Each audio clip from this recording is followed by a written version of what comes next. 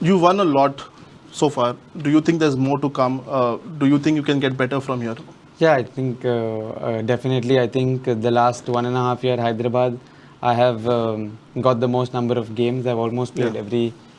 every game. Almost, although it hasn't been starting, I've come on in almost every game, and I think this is the first time I've had a run of games. So I think for every player, if you have a run of games in the side, it gives you more confidence, and Yeah. you can really build from there. So I think definitely, I would like to believe that, of course, there's a lot of hard work to come, and it's important, especially after the high of winning like an ISL, that you remain grounded and focused on, you have to keep bettering your performances, because I think sometimes you are only as good as your last game. Yeah. So I think that's really important.